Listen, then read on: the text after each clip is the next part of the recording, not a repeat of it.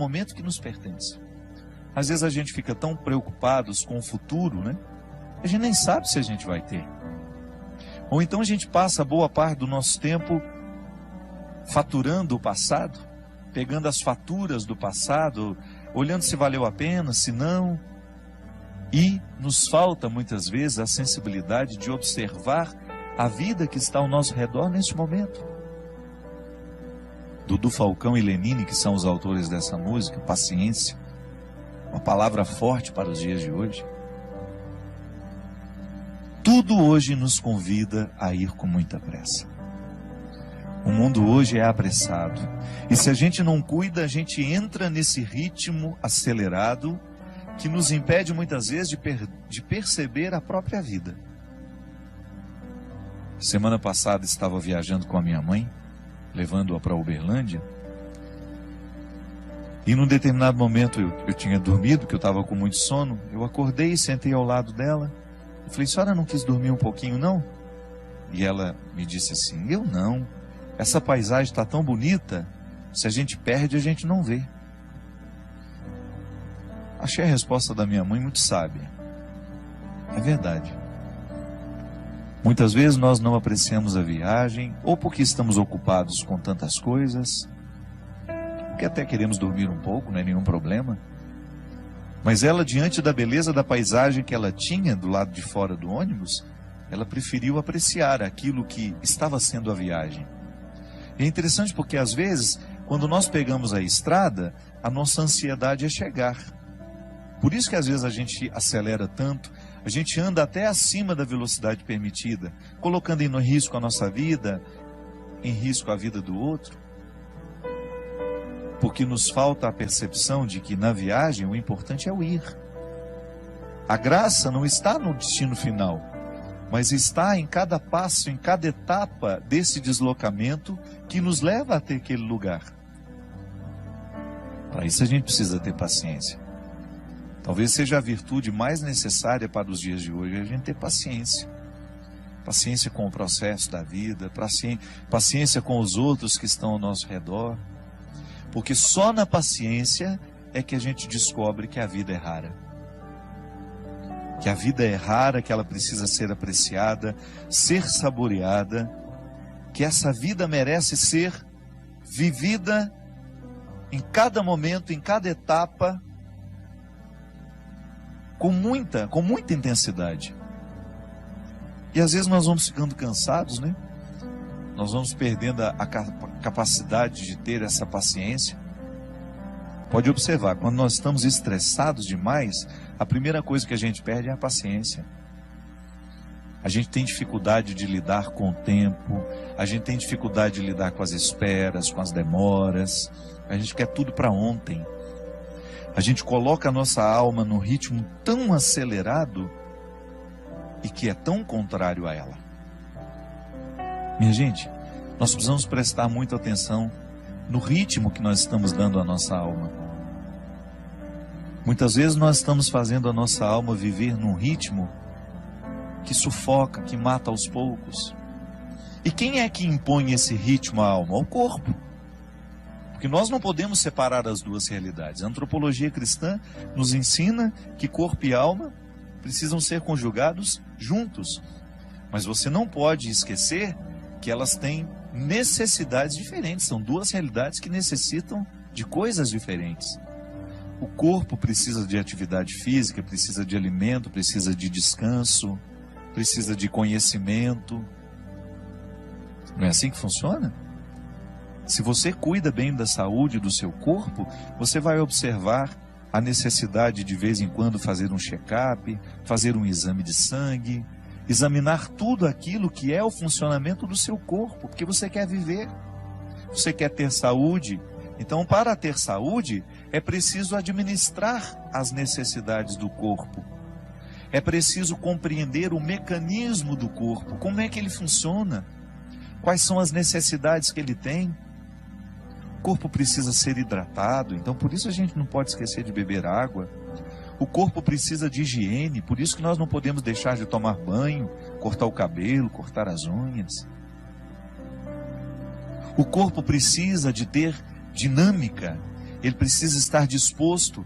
Para isso que a gente coloca uma disciplina de atividade física, para que esse corpo não fique envelhecido mais do que a idade que você tem.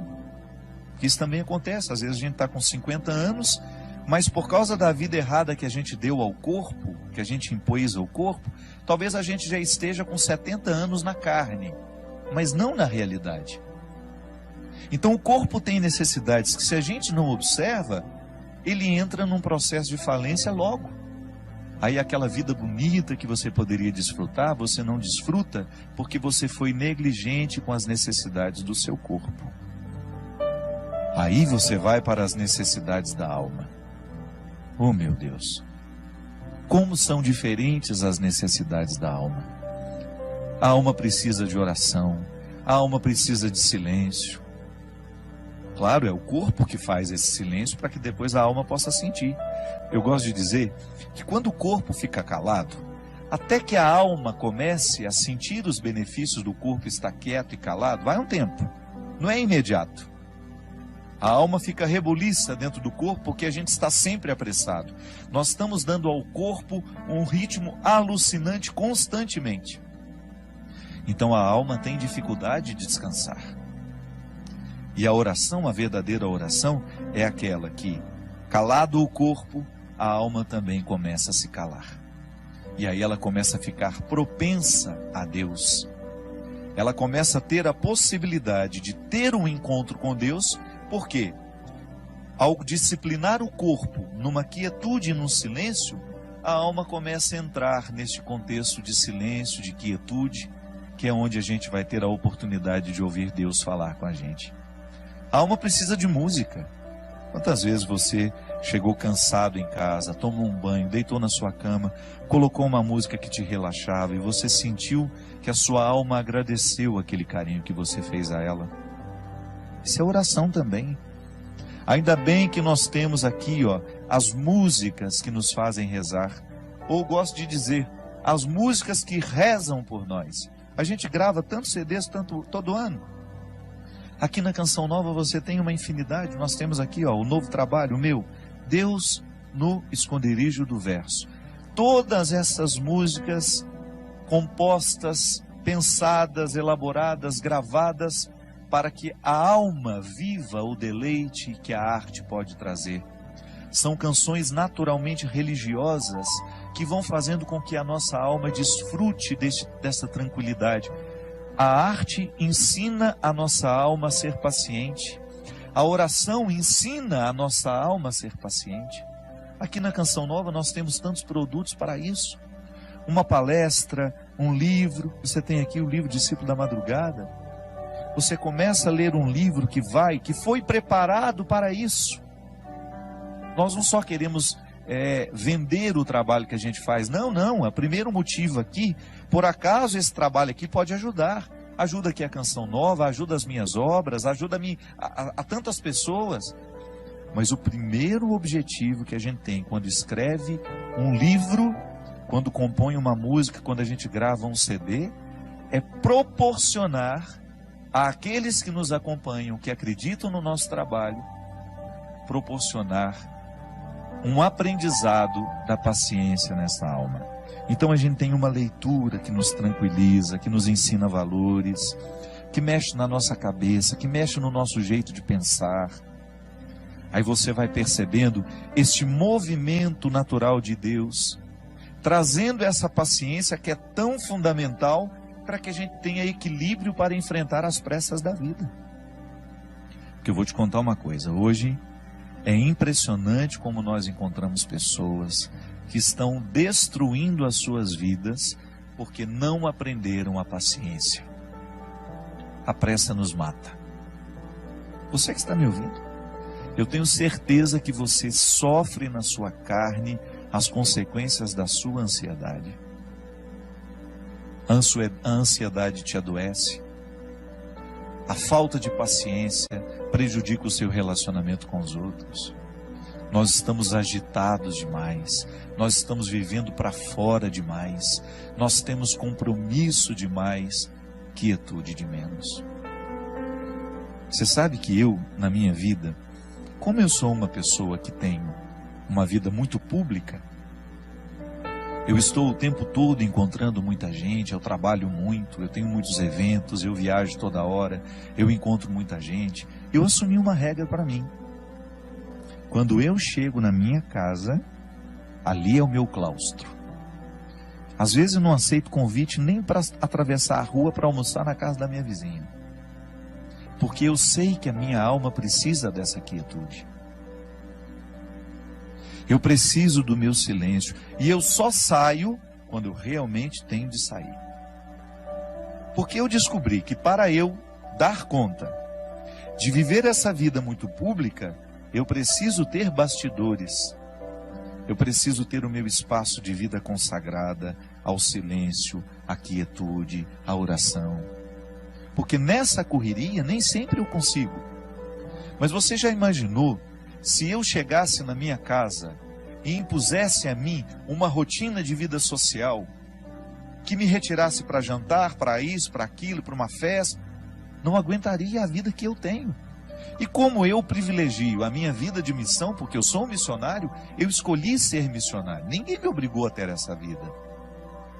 Eu, para estar aqui toda quarta-feira, eu sei o sacrifício que eu preciso fazer. Para eu poder pegar as estradas e enfrentar os inúmeros desafios das estradas, a dispersão das estradas. Minha gente, às vezes até num camarim, que é aquele lugar último antes de entrar no palco para cantar. O camarim deveria ser o lugar da oração, do sossego, da tranquilidade. Isso não existe para mim. É lá que muitas vezes claro, não estou reclamando, estou dizendo, é a vida que ficou assim.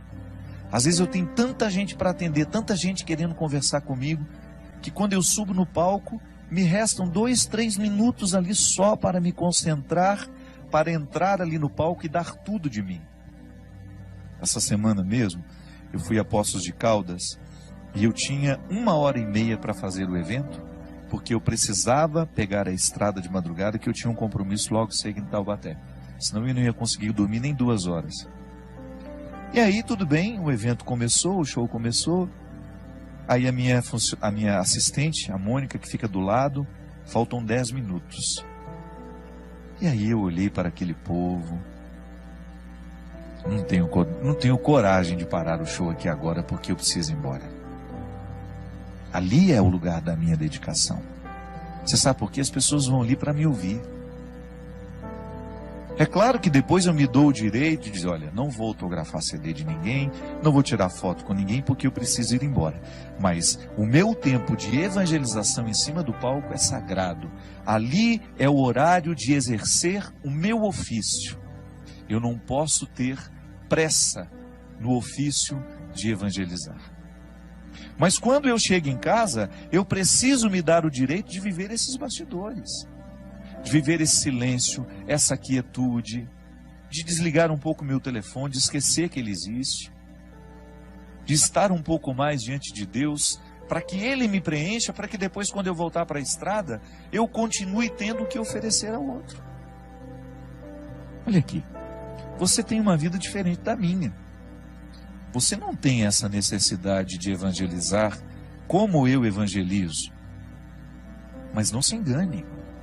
Você também tem a mesma necessidade que eu tenho de ter bastidores. Sua vida te exige. Você tem uma vida social que te joga para fora o tempo todo. Você trabalha muito. Você encontra muita gente. E qual é o espaço que você cria para criar dentro do seu coração esse espaço de paciência que só Deus pode nos dar? Qual é o espaço que você cria para que Deus tenha condições de moldar a sua alma de acordo com a sua vontade, com o desejo que Ele tem? Qual é o espaço que você oferece a Deus para que o seu florescimento espiritual aconteça? Para que você não se desgaste demais nessa vida que não para, nessa vida que é tão rara e que muitas vezes você não percebe por causa do modo de vida que você escolheu viver? Quando eu dou o meu testemunho de que eu tenho estrada demais e muitas vezes bastidores de menos, e que por isso que quando eu chego em casa, eu tenho que me recolher e proporcionar ao meu coração uma restituição espiritual. Eu fico pensando também os meus amigos que são padres, que enfrentam no seu dia a dia o desafio de atender as pessoas o tempo todo, porque muitas vezes as pessoas não estão preocupadas com o descanso do padre. Eu já encontrei muitos padres que ficam até constrangidos de dizerem que vão tirar um dia de férias, uma segunda-feira, por exemplo, para descansar. É direito dele. Ele precisa restituir no coração aquilo que ele oferece ao longo da semana. Há padres que celebram 5, 6 missas por domingo. Isso é desgastante, minha gente. A graça de Deus nos sustenta, mas nós também precisamos buscar a quietude para que esta graça alcance o nosso coração e nos restitua com a nossa paciência. Muitas vezes nós encontramos os nossos padres, os nossos pastores dando patada no povo. Não é porque eles são ruins, não. É porque eles estão cansados, eles estão excessivamente carregados. Por isso que nós, como leigos, vocês aí, que acompanham os padres de vocês, prestem atenção se o padre não está trabalhando demais, se vocês não estão exigindo demais dele. Ofereça a eles isso. O padre vai passar um dia lá em casa, ninguém vai te importunar, nós vamos oferecer uma casa onde onde o senhor possa descansar um pouquinho, passar um tempo com pessoas que não vão te exigir nada como padre, onde o senhor seja apenas um ser humano, onde o senhor possa rezar, possa ficar em silêncio. E você não pode negligenciar na sua vida a construção deste espaço. Até na nossa vida consagrada, nós que somos consagrados a Deus, eu vejo aqui na Canção Nova, como esses meninos e meninas trabalham. Eles trabalham muito. O meu diretor mesmo, China, que agora está trabalhando ali nos bastidores. Quantas vezes esse menino passa a noite editando programas, às vezes o programa que vai ter de ser repetido, ele passa a noite editando esses trabalhos. Trabalha muito. Se você vê esta equipe que está aqui, eles são trabalhadores e não tem muito tempo, não. Mas você vai olhar para eles, você vai buscar na vida deles, os consagrados sobretudo, sempre encontram o seu espaço de estarem em silêncio diante do Senhor, buscando a restauração dessa vida espiritual que vai por água abaixo se a gente descuida. Eu já lhe disse isso aqui uma vez e volto a repetir. O fundador da Congregação dos Padres Sagrado Coração de Jesus, lá onde eu fui formado, graças a Deus, toda a minha formação eu devo à Congregação do Sagrado Coração de Jesus. Padre João Leão Deon, ele dizia assim: Deus não pode fazer nada com as nossas obras se antes Ele não possuir o nosso coração. É disso que eu estou falando. Quando nós oferecemos a Deus o nosso serviço e esquecemos de oferecer a Ele o coração, que é a metáfora de todos os meus bastidores, Deus não poderá restituir aquilo que eu ofereço ao outro através do meu trabalho. E em pouco tempo eu estarei oferecendo a mim. E oferecer a mim, somente a mim, vai me desgastar demais. Eu vou ficar cansado, eu vou perder a paciência, eu vou ficar estressado, eu vou ficar bruto com as pessoas e eu vou esquecer a delicadeza, que é justamente a característica de todo cristão. Portanto, não tenha medo de introduzir na dinâmica do seu cotidiano o espaço da sua restauração interior. Pode ser 5, 10 minutos. Silêncio, oração, respiração profunda. O exercício da respiração profunda é excelente para quem quer descansar, para quem quer dormir bem. Uma boa leitura, uma música que vai lhe fazer bem. Não vá para a cama sem lhe oferecer este oásis que vai lhe dar condições de trabalhar essa paciência dentro do seu coração.